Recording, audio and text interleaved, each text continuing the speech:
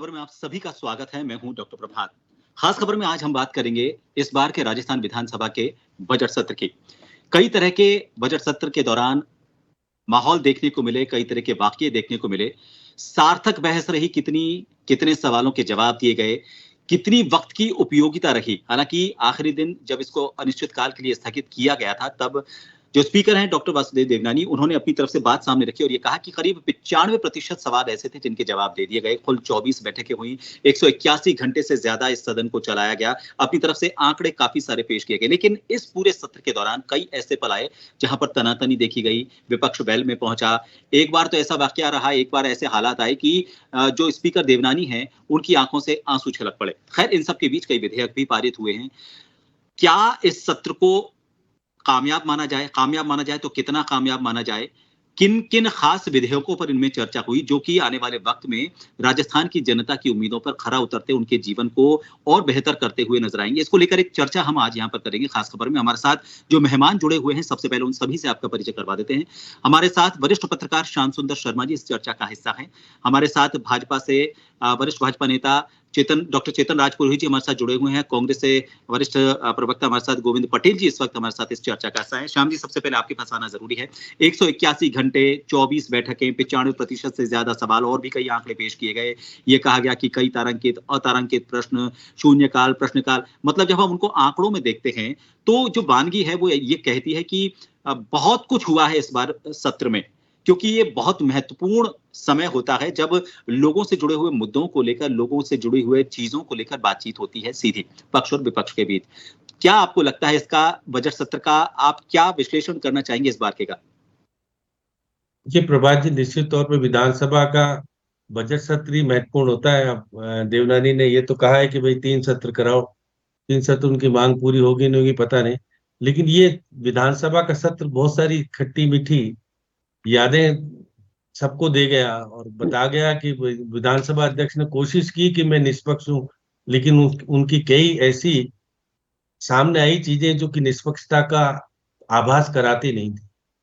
उन्होंने निश्चित रूप से कहा कि मैंने बहुत सारा कामकाज किया और 24 बैठकें भी हुई और सारी चीजें, बजट भी पारित हुआ, लेकिन सरकार की परिपक्वता नजर नहीं आई इस बार। 3 बिल ऐसे थे जो बहुत महत्वपूर्ण थे, और एक तो लास्ट में जिस प्रकार से जब स्थगित हुई थी तो कोचिन वाला मामला था। कोचिन वाला मामले में आप क्यों तो बिल लेके आए और क्यों आपने डिस्कस कराया, और फिर आप ही के विधायकों के विरोध के कारण आपको उसको वापस क्यों लेना पड़ा, ये प्रश्न चिन्ह बहुत बड़ा खड़ा हुआ है। क्या आपके शिक्षा माफिया जो कि कोचिंग माफिया कहलाए जाते हैं, उनके दबाव में आकर के आपने निर्णय किया, क्या किया मुझे नहीं पता, क्योंकि जिस तरह की स्थितियां थी आप तो चाहते थे कि भाई तो कांग्रेस ने कहा था कि बिल अच्छा है, इसमें कुछ चीजें और डाल दो तो अच्छा हो जाएगा। तो वही अब मुख्यमंत्री की मौजूदगी में चर्चा भी हुई बहुत खुल करके, और उसके बाद उस बिल को सेलेक्ट कमेटी को सौंप दिया। अब देखिएगा, एक पानी वाला बिल वाली बात थी, जब देखा वो जल संरक्षण वाली बात को लेकर के सेलेक्ट कमेटी से आया था बिल, और उसको हम पारित नहीं करा पाए। क्या कारण रहे क्या नहीं रहे, उसमें भी देखिए बीजेपी वालों ने विरोध किया था। हम मुख्यमंत्री जी बार बार विधायक दल की बैठक करते थे तो सब ये बिल के डिस्कस नहीं होता था क्या? तो उस बिल को भी आपने वापस से सेलेक्ट कमेटी को भेज दिया। तो जिस तरह से बिलों का सेलेक्ट कमेटी को भेजा जाना, मुझे लगता है कि सरकार की किस तरह की तैयारियां होगी ये तो चेतन जी ज्यादा अच्छी तरह से बता पाएंगे। लेकिन हाँ, मैंने पहली बार देखा कि विधानसभा में बिल कम पारित हुए, सेलेक्ट कमेटी को वापस गए। ये एक बहुत बड़ा चिंता का विषय निश्चित तौर पे बीजेपी के लिए जाता है। और देखिए, कांग्रेस में तो आपने गुटबाजी करा करके भाजपा ने जो खेल किया, वो तो अब आने वाला समय निश्चित तौर पे आपको उजागर होगा कि गोविंद सिंह डोटासरा के खिलाफ कार्रवाई, उसके बाद प्रतिपक्ष के नेता द्वारा उनके कृत्य को गलत बताते हुए माफी मांग लेने की बात जो सामने आई, और पूर्व मुख्यमंत्री जी अशोक गहलोत ने जिस प्रकार से किया, और फिर उसके बाद मुख्य मुख्य वो जो आरोप विधानसभा अध्यक्ष के ऊपर लगा गए, तो उनको स्पष्टीकरण देने की बातें बहुत सारी सामने आई निकल करके। हाँ, ये बात भी सही है कि प्रश्नकाल अच्छा रहता था। प्रश्नकाल में जिस प्रकार का व्यवहार प्रतिपक्ष के नेता के प्रति किया जा रहा था, प्रतिपक्ष के नेता क्यों सहन कर रहे थे मुझे नहीं पता किस तरह की स्थितियां, क्योंकि देखिएगा कि केवल पूरक प्रश्न संबंधित विधायक ही पूछ सकता था और फिर उसको जवाब नहीं नहीं नहीं इतना ही बहुत है। तो विधानसभा अध्यक्ष की भूमिका जिस प्रकार की होनी चाहिए थी वो क्यों नहीं हो पा रही थी, पता नहीं क्या हो, कभी क्या ढल जाते थे, कभी क्या हो। विधानसभा अध्यक्ष को विधानसभा के सत्र में रोने की जरूरत पड़े। सीपी जोशी भी रोए थे, उसमें दो राय नहीं है, कांग्रेस के जमाने में सीपी जोशी। अब आपको उम्र इतनी हो गई, आप रोगे और बाकी क्या कर सकते हो, आपके पास तो पावर है, सर्वे सर्वा विधानसभा का अध्यक्ष होता है, तो रोने की जरूरत क्यों पड़ रही है आपको। अब कार्रवाई करो, कौन मना करता है, लेकिन आप कार्रवाई भी अपने पक्ष के अनुरूप कराना चाहो, सरकार के से प्रस्ताव ला करके आप खुद को बुरे नहीं बनना चाहो। लेकिन निश्चित तौर पर यह बात कही जा सकती है कि जी विधानसभा का जो महत्व पहले हुआ करता था उस महत्व में कमी आई है। और जिस प्रकार से बार बार विधानसभा अध्यक्ष को कहना पड़ रहा है कि मुझे नियमों की पालना कराने के लिए ये करना पड़ेगा, वो करना पड़ेगा, रोज दिशा निर्देश देते थे, उनकी पालना होती नहीं थी। विधानसभा का उपाध्यक्ष भाजपा क्यों नहीं बना पाई, ये तो चेतन जी बताएंगे, क्योंकि विधानसभा में पैनल सभापति तो दिखे मुझे, लेकिन उपाध्यक्ष का पद अभी तक 2 साल 2 सत्र हो जाने के बाद भाजपा क्यों नहीं बना पा रही है, पता नहीं। क्योंकि हमेशा से रहा है कि लास्ट के 1 साल में बनाया जाता है। तो देखिए प्रभात जी, निश्चित तौर पे विधानसभा का सत्र तो ठीक ठाक चला, लेकिन इस बार वरिष्ठ नेताओं की उपस्थिति नगण्य के बराबर रही। जी। मुख्यमंत्री जी कभी कभी यदा कदा आते थे और आके के चले जाते थे। ये बात सही है कि जब पूर्व मुख्यमंत्री का भी यही हाल विधानसभा, था, गहलोत जी को भी देखने हाँ, के लिए तरस गए थे लोग। तो जी। इसका मतलब है कि आप विधानसभा के प्रति जो समर्पण भाव होना चाहिए। देखिए प्रतिपक्ष के नेता तो मजबूरी है, वो तो बैठे थे, लेकिन सत्ताधारी देखिए ये बात तो सही थी कि विदाई के समय जिस तरह स्थगित हो रही थी विधानसभा अनिश्चित काल के लिए, मुख्यमंत्री ने आकर के अपना आदर भाव बताने का प्रयास किया कि हाँ मैं विधानसभा को कहता हूँ। लेकिन ना तो पूर्व मुख्यमंत्री अशोक गहलोत थे, ना सचिन पायलट थे, ना गोविंद सिंह डोटासरा थे, ना वसुंधरा राजे थी। ये सब नेता, अगर आपके विधानसभा के सत्र में विधायक होने के बाद भी आप विधानसभा को इतना महत्वपूर्ण नहीं मानते हो, तो आखिर किसको मानते हो। तो इसलिए बिल्कुल, एक निश्चित रूप सवाल से खड़ा करता है। गंभीरता जो है, आपने सही कहा है, गंभीरता सिर्फ कुछ दिनों में नहीं, पूरे सत्र के दौरान नज़र आनी चाहिए, क्योंकि अगर वो होंगे तो सवाल पूछेंगे, जो सवाल उन्होंने पूछे उनके जवाब सुनने के लिए अगर होंगे तो वो संतुष्ट होंगे। खैर, मैं डॉक्टर साहब के पास आना चाहूँगा। डॉक्टर साहब, जैसे कोचिंग सेंटर नियंत्रण एवं विनियमन विधेयक को लेकर खुद आपके सरकार के, आपके जो सत्ता दल के जो विधायक हैं, वो इस पर अंगुलियां उठा चुके हैं। उनका ये कहना है कि केंद्र सरकार ने जो गाइडलाइन दी थी, या केंद्र सरकार ने जो उसमें प्रावधान बिल में जोड़ने की बात कही थी, वो प्रावधान ही इसमें नहीं है। क्या आपको नहीं लगता कि इसी वजह से ऐसा हो रहा है कि खुद ही तो सरकार पेश करती है और उसके बाद उसको प्रवर समिति को भेजना पड़ जाता है? बिल्कुल। देखिए, जैसा कि श्यामजी बच्चा ने बताया, खट्टा मीठा अनुभव रहे, बजट सत्र था, और बजट सत्र का जिस प्रकार से संचालन हुआ और जिस प्रकार से विधायी कार्य निपटाए गए, ये भी अपने आप में पिछले सत्रों को जब आप देखेंगे और उससे इस सत्र की तुलना करेंगे तो कुछ खट्टे अनुभव रहे, लेकिन मीठे भी बहुत ज्यादा अनुभव रहे। विपक्ष की भी भूमिका अच्छी रही, बाद के टाइम में बिल्कुल अच्छी रही। पूरक प्रश्नों का श्यामजी भाई साहब ने कहा, पूरक प्रश्नों का जहां तक मुझे ध्यान है कि संबंधित विधानसभा क्षेत्र के विधायक वो प्रश्न लगा सकते हैं अपनी विधानसभा के। नेता प्रतिपक्ष जी को भी अधिकार है, वो अपनी विधानसभा क्षेत्र के पूरक प्रश्न लगा सकते हैं, ऐसा जहां तक मुझे ध्यान है, ऐसा नहीं है। लेकिन मैं एक बात कहना चाहता हूँ, कोचिंग सेंटर की आपने बात की, कोचिंग सेंटर की जनवरी 2024 के अंदर जो एसओपी लागू की थी केंद्र सरकार, उसका अध्ययन करने के बाद में राजस्थान के जो स्टेक होल्डर थे, चाहे अभिभावक परिषद हो, चाहे छात्र हो, और चाहे कोचिंग सेंटर हो, इन तीनों से बातचीत करने के बाद में एक समग्र रूप से, जिसमें ऐसा लगे, क्योंकि सबका उद्देश्य एक ही था कि राजस्थान के छात्रों को राहत मिले। राहत किस चीज में मिले? राहत मिले इंफ्रास्ट्रक्चर में, राहत मिले सबसे बड़ी फीस में। होता क्या था कि एक बच्चा जब कोचिंग सेंटर में एडमिशन ले लेता था और उसको लगता था कि वहां ठीक नहीं है, मैं नहीं पढ़ पाऊंगा, मेरी तैयारी सही नहीं होगी, और वो 2 महीने के बाद में या 3 महीने के बाद जो कोचिंग सेंटर छोड़ता था, तो उस गरीब किसान के बेटे को एक नया पैसा भी कोचिंग सेंटर रिटर्न नहीं करते थे। इस बिल में ये प्रावधान किया गया कि अनुपातिक आधार पर जितना उसने अटेंड किया, जितने महीने, उसके पैसे आप काट लीजिए और रिमेनिंग अमाउंट आप 10 दिन के अंदर पेमेंट करिए। पहली बात। दूसरी बात, रजिस्ट्रेशन की बात की। रजिस्ट्रेशन आप बताइए प्रभात जी, होना चाहिए या नहीं? रजिस्ट्रेशन होना चाहिए। ये सारे प्रावधान जोड़े गए, लेकिन इसमें मैं ये कहना चाह रहा हूँ कि आपने अपने विधायकों के साथ, देखिए केंद्र के भी जो उसमें उनकी गाइडलाइन थी, उनकी भी पालना को लेकर सवाल खड़े किए जा रहे हैं। खुद आपके सत्ता पक्ष के जो विधायक है वो इस पर सवाल खड़े कर रहे हैं। तो क्या इससे ये पता नहीं चलता कि पहले तो अपने ही लोगों के बीच में लेकर इसको शायद सही डिस्कशन नहीं किया गया? आप जो स्टेक होल्डर्स की बात कर रहे हो, उसमें कोचिंग संस्थान की जो प्रतिनिधि मंडल है वो खुद ये कह रहा है कि इसमें जो प्रावधान है वो एक तरह से उनको कंट्रोल करने के लिए, और इससे कई कोचिंग सेंटर वो मर जाएंगे। तो अभी तक स्टेक होल्डर्स को लेकर भी सवाल आ रहे हैं, खुद आपके सत्ता पक्ष के विधायकों के सवाल आ रहे हैं। मैं यही तो कहना चाह रहा हूं कि अगर इसे सही ढंग से, जैसा श्याम जी भाई साहब ने भी कहा कि अगर इसको सही तरीके से बैठकर डिस्कस किया जाता, सारे स्टेक होल्डर्स की बात सुनी जाती, तो प्रवर समिति को भी नहीं भेजना पड़ता। आपके सत्ता पक्ष के तो कम से कम विधायक जो इसमें साथ होने चाहिए, तो वो आवाज बुलंद करते साथ मिलकर। प्रभात जी, प्रभात जी, 16 यही चेतन जी, एक बात मैं जोड़ना था, 16 साल से कम उम्र का एडमिशन नहीं लेगा, यही तो मेन मामला था, वो शामिल ही नहीं किया आपने। मैं श्याम जी इसी बात कर रहा हूँ, मेरे को पता था, मैं इस बात को उठाने भी वाला था जी। 16 साल से कम उम्र का जहां तक प्रश्न है, राजस्थान की सरकार ने पहले ही निर्णय ले लिया कि 8वीं 10वीं और 12वीं ये बच्चा स्कूल में ही पढ़ेगा। पहले क्या होता था कि बच्चे का एडमिशन तो स्कूल में दिखाया जाता था, लेकिन तैयारी वो कोचिंग सेंटर में करता था। तो सरकार ने पहले ही ये कर दिया कि स्कूल से जिस बच्चे का एडमिशन होगा उसको वहीं पढ़ाई करनी पड़ेगी, वहीं उसकी अटेंडेंस होगी, और 75% अटेंडेंस का आपको पता नियम है। तो अब वो चीज पहले ही राजस्थान सरकार ने क्लियर कर दी थी, उसको हटा दिया था। और आपने देखा होगा, मैंने कई जगह पे देखा है, स्कूलों के जिस स्कूल के अंदर हमारे, मैंने 2-3 स्कूलें देखी, वहां पे कोचिंग सेंटर ने अपने बोर्ड लगा दिए। बोर्ड क्यों? क्योंकि अब उनके वो मामला खत्म हो गया कि एडमिशन दिलाते थे, एग्जाम दिलाने के लिए स्कूल में बच्चों को लाते थे। मैंने देखा है बहुत नजदीक से, मेरा भी बच्चा पढ़ता था। पहली बात। दूसरी बात आता हूँ, ये लोकतंत्र की खूबसूरती है।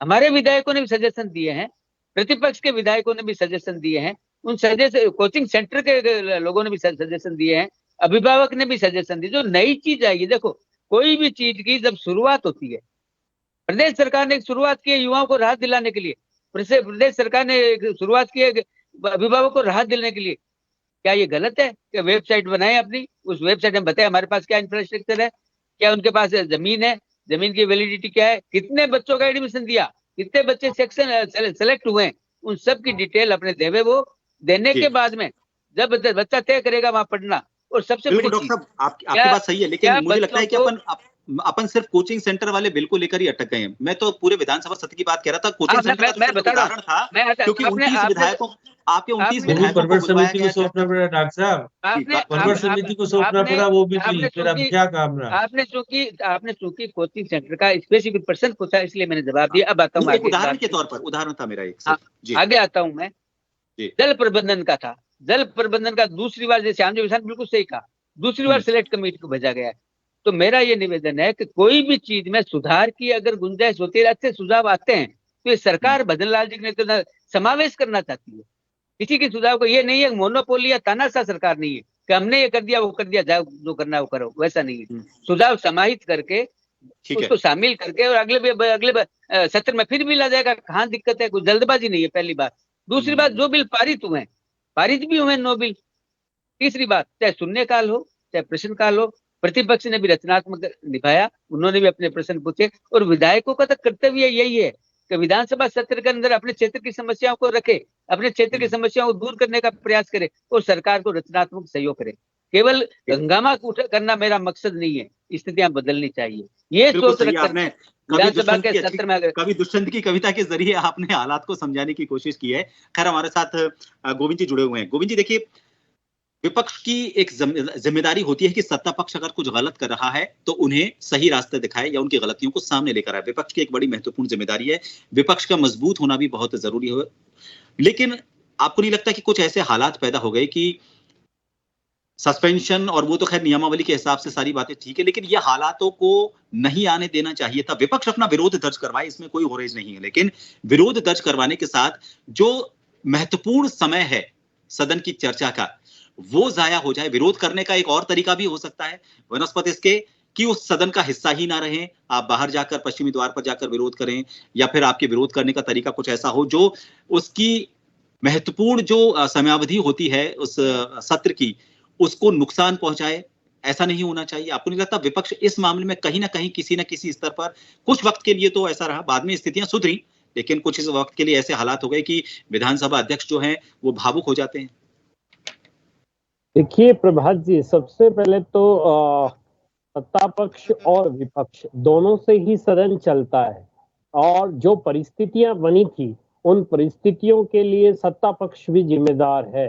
अगर देश की पूर्व प्रधानमंत्री जो इंदिरा गांधी की है, उनके लिए जो शब्दों का इस्तेमाल हुआ वो एक व्यंग तरीके से उन शब्दों का इस्तेमाल हुआ, उसी को विरोध को लेकर सदन में गतिरोध हुआ, सारी चीजें वहीं से अड़ी हुई थी और माफी की मांग हम सत्ता पक्ष के जो मंत्री थे, उन विधायक थे, उनसे हमने की थी, और जो भी चीजें हैं वो चली, लेकिन वो चलिए फिर भी उसके बाद दोबारा से सदन शुरू हुआ। लेकिन जो अभी बात चल रही थी, हमारे विधायकों ने मांग उठाई थी, जो राजीव गांधी युवा मित्र थे, जो अभी हम रोजगार की बात कर रहे थे, उनकी मांग उठाई, उसमें सरकार ने बिल्कुल भी चर्चा नहीं की, क्योंकि करीब 5,000 युवा मित्र हैं जो बेरोजगार हैं। पिछले 1.5 साल से भजनलाल सरकार आने के बाद उन्हें हटा दिया गया। वो लगातार धरना प्रदर्शन कर रहे थे, मांग कर रहे थे, लेकिन इनके जो विधायक हैं, मंत्रियों ने बयान दिया कि वो कांग्रेसी थे। तो 5,000 तो कांग्रेसी नहीं होते, उसमें जांच करवाई, उसमें आरएसएस के लोग भी थे, बीजेपी के लोग भी थे, जो कम्युनिस्ट के लोग भी थे, सभी थे। तो उनके लिए कोई ना कोई स्थायी रूप से व्यवस्था करनी चाहिए कि उनको रोजगार कैसे मुहैया करवाए, इसके लिए सरकार को एक जिम्मेदारी अपनी तय करनी चाहिए। तो हमारे विधायकों ने ये मामला उठाया था। दूसरा, हम आते हैं स्वास्थ्य पे, चिकित्सा पे। जिस तरह के हालात प्रदेश में बने हुए हैं, अभी प्रदेश की स्थिति देखिए, रोज ये समाचार पत्रों में पढ़ने को मिलता है, खबरें मिल रही है, कहीं क्या अवस्थाओं का अंबार है, कहीं दवाइयां नहीं मिल रही। जो हमारी पूर्ववर्ती कांग्रेस सरकार की जो योजनाएं थी, जिसमें सबसे अच्छी योजना थी मुख्यमंत्री चिरंजीवी योजना, जिसमें एक गरीब आदमी को बड़ा इलाज मुफ्त मिलता था। तो गोविंद जी, कौन से सवालों के जवाब नहीं मिले सदन में? मैं वो पूछना चाहता हूं आपसे कि यहाँ वो सारी चर्चाएं वापस कौन से ऐसे सवालों के जवाब आपको नहीं मिले? विपक्ष के तौर पर आपने अपनी आवाज तो बुलंद की, लेकिन सत्ता पक्ष ने आपको संतुष्ट नहीं किया। मैं वो जानना चाहता हूँ। बिल्कुल, मैं उसी पे आ रहा हूँ। मैंने पहला सवाल आपके सामने रखा, राजीव गांधी युवा मित्रों का, उस पे सरकार ने बिल्कुल भी कोई जवाब नहीं दिया, ना उनका आगे का क्या होगा, उनके जो पीछे की जो है कार्य उनके रहे हैं, उनके बारे में सरकार ने किसी तरह की कोई चर्चा नहीं की। जबकि सदन के बाहर विधायकों ने और मंत्रियों ने कहा कि वो तो साहब कांग्रेसी कार्यकर्ता थे। दूसरा, जो बिजली की समस्या थी, उसको लेकर भी हमारी सरकार के विधायकों ने जो आवाज उठाई है, क्योंकि किसान से जुड़ी हुई समस्या थी। हमारी पूर्ववर्ती कांग्रेस सरकार ने जो किसानों के लिए बिजली का बिल था, उसमें राहत प्रदान करने का काम किया था। उसमें सरकार ने जो स्थिति थी वो बिल्कुल भी स्पष्ट नहीं की कि हम किसानों को बिजली मुफ्त देंगे, या किसानों को किस तरह का हम आगे की जो रचना है वो किस प्रकार की देंगे। तो ये काफी चीजें थी जिनमें हमें साथ नहीं मिल पाया, और हमें उम्मीद थी कि इस सत्र में कम से कम प्रदेश की जनता के हित के जो काम थे, पिछला 1.5 साल से ज्यादा का लगभग समय हो गया है भजनलाल सरकार को बने हुए, तो हम उम्मीद कर रहे थे कि सरकार उन पे जवाब दे।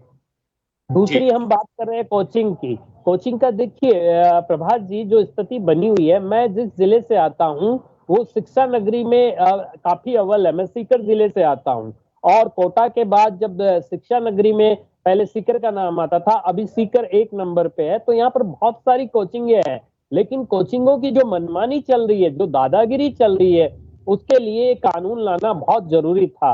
अभी सत्ता पक्ष के प्रवक्ता चेतन राजपूत जी कह रहे थे कि साहब वो उसमें हमने ऐड नहीं किया, वो नहीं किया, लेकिन देखिए बच्चों के भविष्य का मामला है, इसमें हम भी चाहते थे कि कानून आए, क्योंकि उनकी मनमानी के चलते कई बच्चे आत्महत्या कर रहे हैं, कई दबाव। तो फिर प्रवर समिति को क्यों भेजना पड़ा? प्रवर समिति को क्यों भेजना पड़ा? क्या आपसे बात जी? वो तो देखिए सत्ता पक्ष के विधायकों ने इसका विरोध किया। इसमें क्या कमियां रही, क्या खामियां रही, वो मुख्यमंत्री जी ने जब कैबिनेट की मीटिंग बुलाई थी उसमें वो तय करते। हम तो कई दिनों से कह रहे हैं कि हमारी पूर्ववर्ती सरकार की जो कानून बनाए हुए उनको लागू कीजिए, केंद्र के जो नियम है लागू कीजिए। हम तो ये मांग कर रहे थे जी। चलिए, अब श्याम जी, अगर सवाल जनता से जुड़े हुए होते हैं, जो सीधा जनता से सरोकार रखते हैं, उन पर चर्चा होती है, उन पर अगर गतिरोध भी होता है, वाद विवाद भी होता है, किसी तरह की तनातनी होती है, वाक विवाद भी होता है, तो उसको किसी हद तक तो जायज भी ठहराया जा सकता है, जब तक कि वो एक नियमावली, जो शीलता की नियमावली है, उसको क्रॉस ना करे। लेकिन जब उन मुद्दों को लेकर सदन का समय जाया होता है जिनका सैकड़ों सालों पहले सरोकार हुआ करता था, औरंगजेब को लेकर, बाबर को लेकर, राणा सांगा को लेकर, और फिर सदन का जो एक महत्वपूर्ण समय होता है वो वहां पर लगता है कि इन चर्चाओं का हिस्सा बन रहा है। और मुझे लगता है कि उस समय का सदुपयोग उसमें किया जाना चाहिए था जिनमें जनता ये चाहती है कि हमारे टैक्स के पैसे का जो सही इस्तेमाल है वो हमारे वो माननीय कर रहे हैं जिनको हमने वोट देकर चुना है। डॉक्टर प्रभात जी, मैं अभी गोविंद जी को सुन रहा था कि आपने ऐसे कौन से प्रस्ताव विधानसभा में रखे उसका चर्चा नहीं हो पाई। आप ध्यान आकर्षण प्रस्ताव तो सत्ताधारी पार्टी के विधायक ला रहे थे, आपके तो विधायक बहुत कम ध्यान आकर्षण प्रस्ताव लाए, जबकि होता है कि विपक्ष लेके आता। चेतन जी, बहुत चिंता का विषय है कि आपके विधायक याचिकाओं के माध्यम से अपनी मांग रख रहे थे, मुख्यमंत्री जी के पास मांग नहीं रख रहे थे। वो विधानसभा में मैं पहली बार देख रहा था कि कालीचरण श्राप, तो क्या कारण रहा कि ध्यान आकर्षण प्रस्ताव अधिक से अधिक ला रहे थे, क्यों ला रहे थे? वो तो चेतन जी आप ज्यादा जानते होंगे उनको, किस तरह की स्थितियां बनती है। लेकिन चिंता का विषय है कि अगर सत्ताधारी पार्टी के विधायक विधानसभा में जिस तरह की स्थितियां पैदा कर रहे थे, वो सरकार को संकट में डालने का काम तो कई बार कर रहे थे। बुजुर्ग बुजुर्ग देखिए, बहुत मंत्रियों की गतिविधियां इस विधानसभा में जिस तरह की होनी चाहिए, वो चेतन जी आपके तो समझ में आई थी कि विधानसभा में मंत्री किस तरह का व्यवहार कर रहे थे, किस तरह की बातें करते, मुझे नहीं पता। विपक्ष कमजोर था, इसलिए आपके मंत्रियों को घेरने के बाद जो होती थी, घेर नहीं पाए ढंग से। तो मुझे ये समझ नहीं आया प्रतिपक्ष के नेता को स्थगन प्रस्ताव लगाने की जरूरत क्यों पड़ी। अब स्थगन प्रस्ताव प्रतिपक्ष का नेता कभी लगाता नहीं। प्रश्न लगाने की जरूरत प्रतिपक्ष के नेता को पड़ती नहीं, होती कि वो किसी भी माध्यम से, किसी के विधायक के माध्यम से लगा लेता, क्योंकि उसकी मान्यता ये रहती कि विपक्ष का नेता अपने आप में एक बड़ा वजूद वाला होता है कि देखिए, या तो विधानसभा के अध्यक्ष होते हैं, या सदन का नेता, या प्रतिपक्ष का नेता, ये तीन भूमिका में महत्वपूर्ण होते हैं। लेकिन जिस प्रकार से उनको, अब गुलाब चंद कटारिया भी कभी कभी लगा देते थे प्रश्न, वो भी कल मैंने उनको भी टोका था कि नहीं, आपका अधिकार तो बहुत ज्यादा है, आप अपने आप को सीमित दायरे में रख करके आप अपने आप को देखिएगा बड़ा नहीं करते हो, छोटा कर देते हो।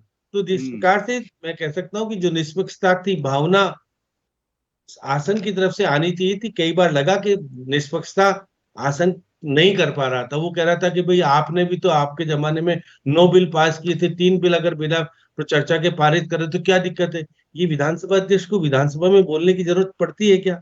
विधानसभा अध्यक्ष का अधिकार ये नहीं है। विधानसभा अध्यक्ष का तो अधिकार है कि जब सदन में जो बिजनेस सरकार प्रस्तुत कर रही है उसको तरीके से पास कराए। वो तो देखिए, उसका तो इतना ही होता है। बाकी आप जिस प्रकार से बार बार सर्वदलीय बैठक बुला करके निर्णय करते थे, वो निर्णय विधानसभा में नजर नहीं आता था, और आपको फिर रोना पड़ रहा हो, तो फिर इससे ज्यादा और क्या हो सकती है विधानसभा की बातें। विधानसभा मैं कहता हूं कि जो चीजें होनी चाहिए थी, अब 5 दिन कांग्रेस ने किस लिए खराब कर दिए, और वो खराब कराने का तरीका देखिए बीजेपी को था। बीजेपी के मंत्री ने अगर पूर्व प्रधानमंत्री के बारे में कोई चर्चा कर दी गलत, तो उसको रोका जा सकता था, उसको रोका नहीं गया उसको तरीका। और फिर कांग्रेस ने उसको देखिएगा, उसको गोविंद सिंह डोटासरा ने तो अपना अस्तित्व को बनाए रखने के लिए पूरे प्रदेश में हंगामा करा दिया। भाई विधानसभा की बात तो विधानसभा में तय होती है। पूर्व मुख्यमंत्री अशोक गहलोत ने जो राजनीति की, वो तो समझ में, गोविंद जी बाद में सबको समझ में आया कि उन्होंने तो खेल कर दिया। और गोविंद सिंह डोटासरा बाहर जाके तो कहते हैं कि पंचायतों के चुनाव में ये हो रहा है, हम कोर्ट में जाएंगे, लेकिन विधानसभा में इस बात की चर्चा नहीं की गई। तो देखिए, निश्चित तौर पर मैं कह सकता हूं कि सदन में जो कुछ होना चाहिए था, दोनों पक्ष क्यों नहीं कर पाए, क्या हो, बात अलग है। सरकार ने अपना कामकाज पूरा कराया, और जो जो उनको बिल पारित कराने थे वो कराए। आप देखिए, बिल कौन से पारित करे? 9 बिल की बात कर, चेतन जी कह रहे थे, 3 बिल तो अध्यादेश ही थे, जो आपके प्राधिकरण बने थे उनको पास कराने में तो क्या जा रहा था। उस पर भी सुभाष गर्ग ने जो आरोप लगाए थे वो भी आपको पता है। तो निश्चित रूप से जिस प्रकार से रिको वाली बात को लेकर के जो आरोप सरकार के ऊपर लगे और सरकार को बैकफुट पे होना पड़ा, ये सब चीजें सरकार की तैयारी, मैं कह रहा हूँ जिस तरह से होनी चाहिए थी, मुझे नहीं लगा कि तैयारी थी। विपक्ष जिस तैयारी के साथ नहीं आ पाया, वो बात अलग है। वो आप छिप गए, आपने अपना विधानसभा अध्यक्ष ने कहा हमने तो बहुत कुछ कर लिया। तो देखिए, विधानसभा का सत्र मुझे लगा कि बहुत ज्यादा राजनीतिक तौर पे बहुत सारे संदेश जो दे गया, वो आने वाले समय में देखिए सामने दिखेगा। और आज करोड़ीलाल मीणा के बयान बदल गए, पता नहीं क्यों कारण रहे, वो विधानसभा में आए नहीं। आज वो सक्रियता दिखा रहे थे बीकानेर में, जो चेतन जी जहाँ मौजूद है, वहां कह रहे थे कि मैं तो सरकार के साथ हूँ, सरकार के कामकाज करूंगा। वही विधानसभा में आने से क्यों कतरा रहे थे? यही कारण है देवासी को और के विष्णु को कई प्रश्नों के मामले में उजला पड़ा, उनको जानकारी पूरी दी थी। तो ये सब चीजें की तैयारियों को लेकर के जो तैयारी बीजेपी बार बार कहती है हम तैयार हैं, लेकिन तैयार नहीं थी। विपक्ष भी जिस तरह से होना चाहिए, देखिए प्रतिपक्ष के हाँ हाँ नेता अकेले ही जूझते थे, बाकी कोई नेता ही नहीं मिल पाता था उनको। तो निश्चित रूप से गोविंद जी, जी आपकी पार्टी में भी जो बाद में बिखराव की स्थिति आई, वो निश्चित रूप से पार्टी के लिए अच्छी संदेश देने वाली नहीं रही। बीजेपी में तो जो है वो दिख ही रहा था, लेकिन निश्चित तौर पर विधानसभा का सत्र बहुत सारी चीजें दे गया जो आपकी राजनीति में अब आने वाले समय में दिखेगा। बिल्कुल आपने सही कहा चेतन जी। खुद सदन के जो स्पीकर हैं उन्होंने कहा, मंत्रियों से खासतौर पर यह कहा कि जो जवाब दिए जा रहे हैं वो टू द पॉइंट नहीं है, इधर उधर की बातें की जा रही हैं। टू द पॉइंट को लेने को, जवाब देने को लेकर और संक्षिप्त जवाब देने को लेकर अगर सदन के नेता को, सत्ता पक्ष के मंत्रियों को, जो सरकार के मंत्री हैं उनको अगर टोकना पड़ता है, उनको सलाह देनी पड़ती है, तो ये बात तो सही साबित होती है कि सत्ता पक्ष ही तैयारी के साथ नहीं था। यही बात अपने आप में साबित करती है विधानसभा अध्यक्ष कितने निष्पक्ष है। जी वो तो निष्पक्ष हैं, लेकिन सलाह जो उनकी है वो भी तो क्या इशारा करती है, वो भी तो देखिए। एक मिनट, सत्ता पक्ष को भी टोकते हैं, प्रतिपक्ष को भी टोकते हैं, ये आपने स्वयं से कह दिया। दूसरी बात मैं कहना चाहता हूँ, कांग्रेस के मित्र हमारे जब भी सदन में वॉकआउट करते हैं या वेल में आते हैं या हंगामा करते हैं, आपने एक बात नोट किया नहीं की कभी भी जनता की समस्याओं के मुद्दे पर कांग्रेस ने नेता प्रतिपक्ष की भूमिका में वहां वॉकआउट नहीं किया। ठीक है, वेल में नहीं आए, पेपर नहीं चेतन जी मेरा सवाल, कभी इन्होंने कोई दूसरे मुद्दे। हाँ मेरे सवाल का जवाब दीजिएगा, समय कम है इसलिए। आपके सवाल की तो आ रहा हूँ। और यही बात है, जैसे अभी श्याम जी साहब ने कही कि कालीचरण जी ने भी ध्यानाकर्षण प्रस्ताव लाए, गोपाल जी भी बोले, बोलना चाहिए, यही तो लोकतंत्र है। हमारी पार्टी में तानाशाह प्रवृत्ति नहीं है। हमारे विधायक हमारे मंत्री से सवाल पूछेंगे, क्यों नहीं पूछेंगे? उनकी क्षेत्र की समस्या का बात अगर विधानसभा में नहीं करेगा विधायक तो कहाँ करेगा? विधानसभा में नए विधायक नहीं है, चेतन जी नए विधायक, पहली बार के विधायक नहीं है, मैं मंत्रियों की बात कर रहा हूं, उनको तक का अनुभव है, फिर भी पूरी तैयारी के साथ जवाब नहीं थे उनके। नहीं, सारे मंत्री तैयारी करके आते थे, तैयारी करने के आने के बाद में जवाब देते थे और उन जवाब से प्रतिपक्ष संतुष्ट होता था। आपने देखा होगा घटनाक्रम घटित होने के बाद में जिस प्रकार से विधानसभा चली है, बिल्कुल बढ़िया विधानसभा चली है, कहीं कोई दिक्कत नहीं आई, क्यों? मंत्रियों ने जवाब दिए, प्रतिपक्ष संतुष्ट हुआ और कार्यवाही आगे बढ़ी, बिल भी आए, सारे काम हुए, विधायी कार्य पूरी परिपूर्ण हुआ।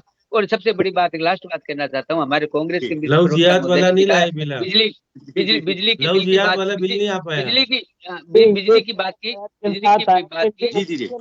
बात की, बिजली में 3 चीजें, प्रोडक्शन, ट्रांसमिशन और डिस्ट्रीब्यूशन। इन तीनों क्षेत्र में प्रदेश की वर्तमान सरकार ने जो काम किए हैं, एक आयाम स्थापित किए हैं, चाहे वो प्रोडक्शन में हो, चाहे वो डिस्ट्रीब्यूशन में हो, चाहे वो ट्रांसमिशन में हो, चाहे जीएसएस लगाने की बात हो, चाहे सोलर लगाने की बात हो। 3300 मेगावाट के तो एमओयू हुए सोलर के। ठीक है, मैं आ रहा हूँ। इसी प्रकार से पानी की बात करिए, आप स्वास्थ्य की बात करिए, आप शिक्षा की बात करिए, आप सड़कों की बात करिए। ये पहली सरकार है जो अपना रिपोर्ट कार्ड पेश करती है। 1 साल के अंदर सभी विभाग अपने रिपोर्ट कार्ड पेश करते हैं। हमने 1 साल के अंदर ये काम किया है। कांग्रेस सरकार ने कभी भी अपना बिल्कुल चेतन जी, वैसे रिपोर्ट कार्ड जनता को पेश करना चाहिए, खुद अपना रिपोर्ट कार्ड तो कैसे पेश कर सकते हैं? अच्छी बात है, वो अपना रिपोर्ट कार्ड रख रहे हैं, हम तो गांव ढाणी तक ले जाते हैं। हमारा रिपोर्ट कार्ड हम मंडल में ले जाते हैं, ढाणी में ले जाते हैं, गाँव में ले जाते हैं, शहर में वार्डों में ले जाते हैं और ले जाके दिखाते हैं कि हमने ये काम किया है 1 साल के अंदर आप लोगों के लिए। समय कम है जी, समय कम है। एक लास्ट कमेंट में हमारे साथ गोविंद जी से ले लेता हूँ। गोविंद जी, आप कुछ कहना चाह रहे थे, 1 मिनट में आप अपनी बात पूरी करें क्योंकि समय पूरा हो गया जी। देखिए, मैं सत्ता पक्ष के प्रवक्ता चेतन राजद्रोही जी को कहना चाह रहा हूं कि उन्होंने कहा कि सत्ता पक्ष पूरी तैयारी के साथ आया था। बिल्कुल प्रदेश की जनता ने देखा है, जब हमारे विधायक ने सवाल किया था इनके मंत्री से, जो डिप्टी सीएम भी है और संबंधित विभाग की मंत्री भी है आंगनबाड़ी को लेकर, तो वो सही जवाब नहीं दे पाएगी। तो उनकी तैयारी से पता चलता है कि किस तरह की तैयारी सत्ता पक्ष ने की है। फिर भी हम उम्मीद करते हैं कि सरकार के पास अभी समय है, प्रदेश की जनता के हित के काम करे और जो आम जनता की जो मांगे हैं और जो विपक्ष जो मुद्दे इनके सामने रख रहा है, उनको लेकर सही तरीके से जवाब दे और उनके आगे की जो योजना है कि उन मुद्दों को कैसे सॉर्ट आउट किया जाए, कैसे आम जनता को राहत दी जाए, उन पे चर्चा हो तो प्रदेश की जनता के हित का काम होगा। बिल्कुल आपने सही कहा। देखिए ये जरूरी है इस बात पर चर्चा। प्रभा जी एक बात कहना चाह रहा था कि डिप्टी सीएम को पता था पैसा खर्च नहीं हुआ, इसलिए जवाब देने की स्थिति चेतन जी बनी नहीं, पोल खुल रही थी, इसलिए डिप्टी सीएम बिल्कुल वही बोली जो बोलना चाहिए था। उसको पता था ना, वित्त मंत्री तो वो खुद भी थी, तो इसलिए निश्चित रूप से बहुत सारी चीजें ऐसी थी कि अब बहुत सारी बोलना नहीं चाहिए कि विधानसभा में जो नहीं होना चाहिए था वो घटित हुआ। चलिए ठीक है, खैर ये सब मेरे ख्याल से सबक है न सिर्फ सत्ता पक्ष और विपक्ष दोनों के लिए। जनता भी कभी इससे सबक लेगी, और अगर उनको लग रहा है कि कोई आदमी उन्होंने गलत चुनकर भेज दिया है तो अगले चुनाव में उसको लेकर अपना फैसला भी बदल सकती है। लेकिन बहरहाल 5 साल का जो वक्त है, उस पूरे 5 साल के वक्त में हर साल एक अनुभव होता है। मुझे लगता है कि इस बार का जो अनुभव है उसमें जो कमियां रही हैं, जो न सिर्फ सत्ता ने विपक्ष को बताई हैं, विपक्ष ने सत्ता पक्ष को बताई हैं, और स्पीकर होने के नाते वासुदेव देवनानी जी ने सत्ता पक्ष और विपक्ष को बताई हैं, उन सभी को ध्यान में रखते हुए उस समय का सदुपयोग किया जाना चाहिए। बड़ा चिंता का विषय है कि 10 विधेयक रखे जाते हैं पटल पर, उनमें से 3 प्रवर समिति को भेज दिए जाते हैं। कहीं ना कहीं अधूरी तैयारी को दिखाता है। विपक्ष अपनी बात को मजबूती से नहीं रख पाए, या विपक्ष की अपनी कमजोरी को दिखाता है, और सत्ता पक्ष के अगर सरकार के मंत्रियों को, और अगर स्पीकर ये कहते हैं कि आपको अपने जवाब जो हैं वो टू द पॉइंट देने हैं, तो मुझे लगता है कि ये सारे सवाल ये तय करते हैं कि हमें और ज्यादा तैयारी की जरूरत है, ताकि जो समय है, महत्वपूर्ण और अनमोल समय जो टैक्स पेयर्स के पैसे से यहाँ पर इस्तेमाल होता है, उसका सही सदुपयोग किया जा सके। बहुत बहुत शुक्रिया आप सभी का हमारे साथ इस खास चर्चा में जुड़ने के लिए। नमस्कार। नमस्कार।